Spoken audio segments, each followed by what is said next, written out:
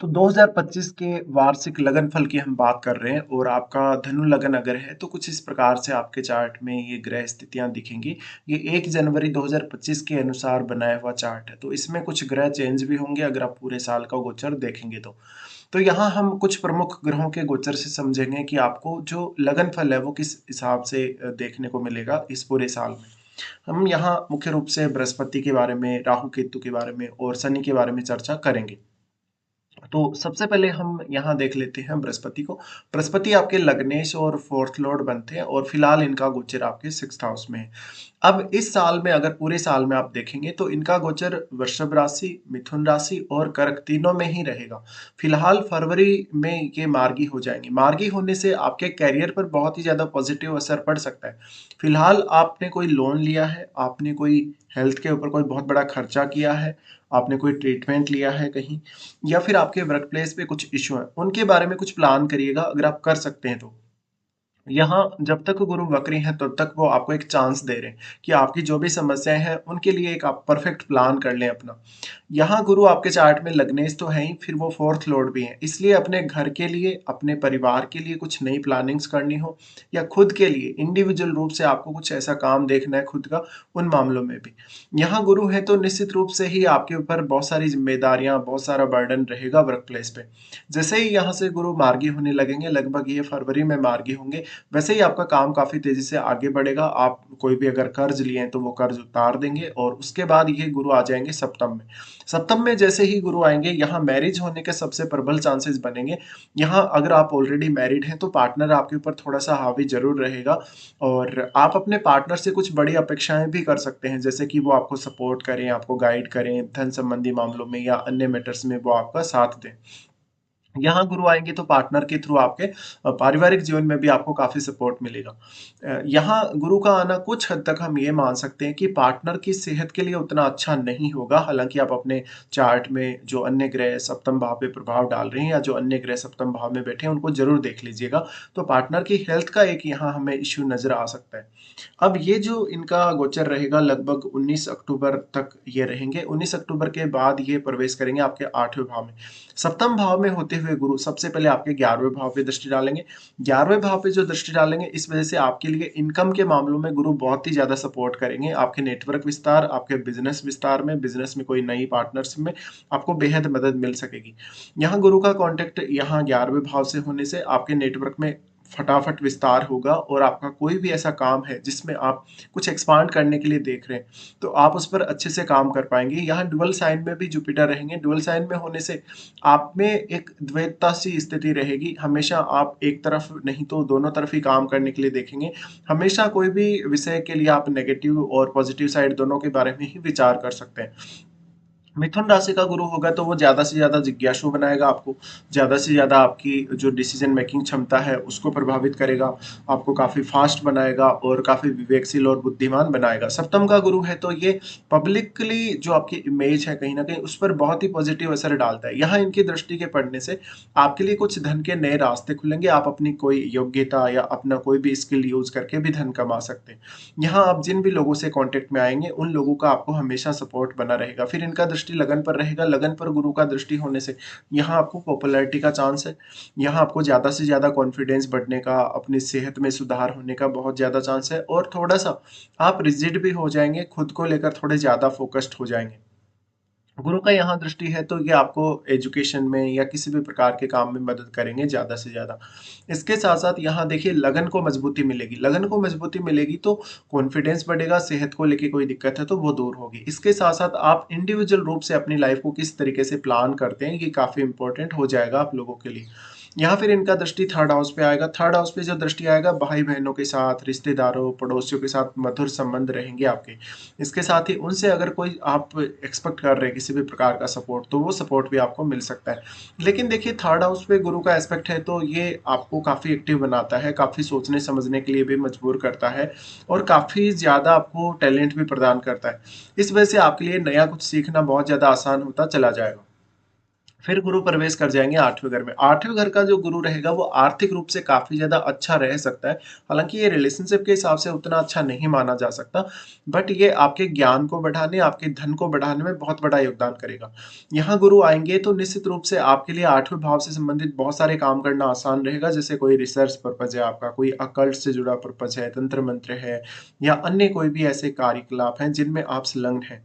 यहाँ गुरु आएँगे तो आपको पार्टनर की फैमिली के थ्रू अचानक से धन लाभ होगा, आपका पैतृक संपत्ति में कोई मैटर चल रहा है, किसी भी प्रकार का व्यवधान चल रहा है या आपका कोई ऐसा मामला है जो निपट नहीं पा रहा, उन मामलों में आप बेहतर डिसीज़न ले पाएँगे।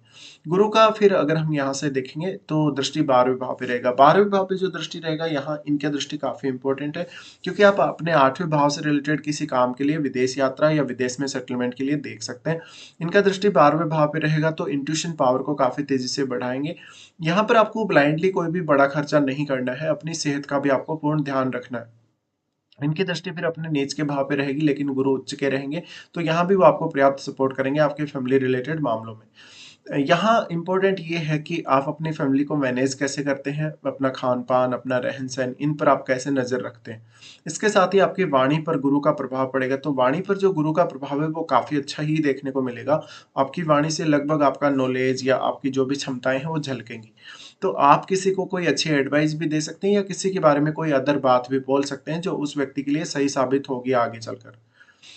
फिर इनका दृष्टि अपने ही घर पे आएगा, अपने ही घर पे दृष्टि आएगा तो यहाँ शनि रहेंगे और अपने घर पे दृष्टि आएगा तो कहीं न कहीं भौतिक मामलों में हालाँकि ज़रूरी नहीं है कि इतना आपको सपोर्ट मिले, लेकिन आपको फैमिली के साथ बहुत ही ज़्यादा प्रैक्टिकल रिश्तों को ऐसा गुरु दिखाता है।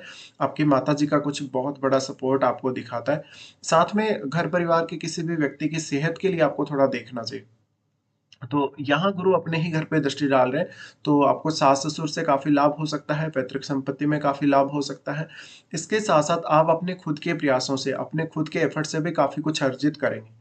तो ये जो एस्पेक्ट है वो आपकी एजुकेशन में, आपके ज्ञान ग्रहण करने में भी काफ़ी मदद करेगी। फिर हम देख लेते हैं शनि को। शनि जो कि आपके दूसरे और तीसरे भाव के स्वामी, शनि का गोचर रहेगा 4th हाउस में जहाँ वो मीन राशि में रहेंगे। शनि का गोचर मीन राशि में रहेगा तो यहाँ देखिए कहीं न कहीं पारिवारिक मामलों के लिए उतना स्टेबल नहीं है ये गोचर और पारिवारिक मामलों में थोड़ी खींचतान रिश्तों में देखने को मिल सकती है। बट अगर हम शनि के गोचर के हिसाब से देखेंगे तो 29 मार्च को मीन राशि में प्रवेश कर रहे हैं शनि।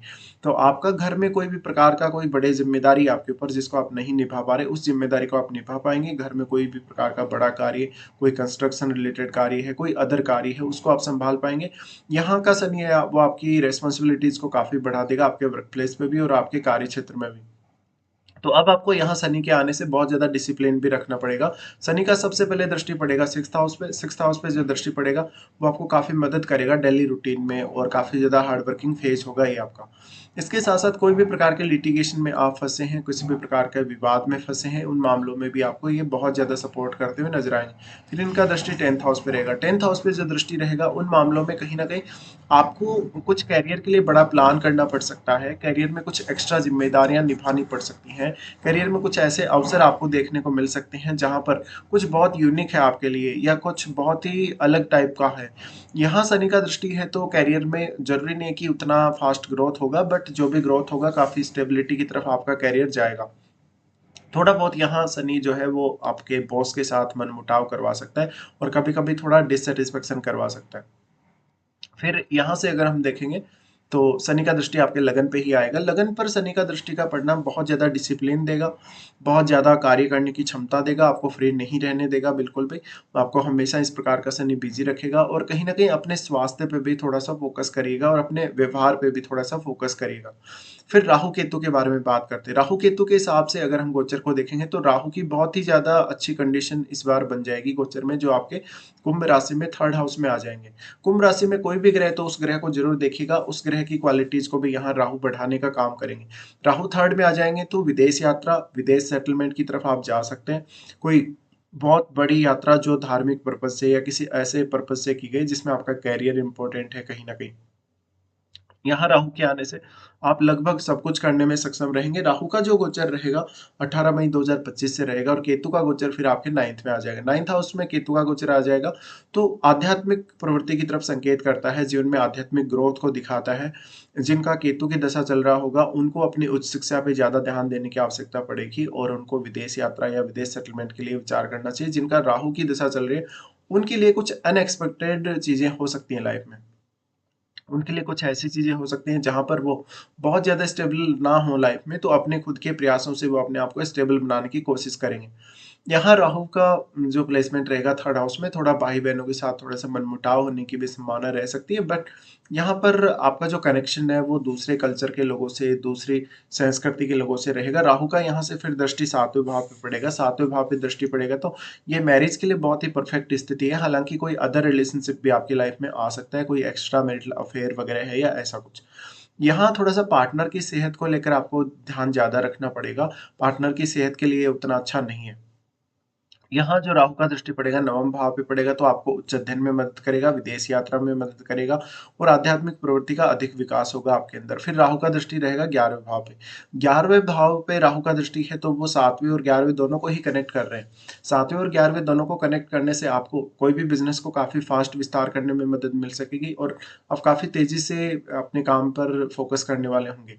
यहाँ इनका दृष्टि है तो कहीं न कहीं पार्टनरशिप के लिए थोड़ा विचार करके ही आगे बढ़िएगा। हो सकता है कि पार्टनरशिप में आपको उतना अच्छा ना रहे या कभी-कभी कुछ चीटिंग भी मिल सकती है पार्टनरशिप के थ्रू। तो ये कुछ रिज़ल्ट है। अब देखिए इसमें करियर में बहुत बड़ा चेंज आ सकता है। आर्थिक रूप से बहुत ज़्यादा अच्छी स्थितियाँ हैं, मैरिज के हिसाब से देखा जाए, रिलेशनशिप के हिसाब से देखा जाए। बट बहुत ही एक पॉज़िटिव साइड अगर देखा जाए इस गोचर का तो करियर वगैरह में आर्थिक रूप से बहुत सारे नए-नए चेंजेज़ आने के चांसेज़ हैं। तो इस हिसाब से आपको ये पूरा साल का जो वर्षफल है या वार्षिक जो लगनफल है उसको देखना है।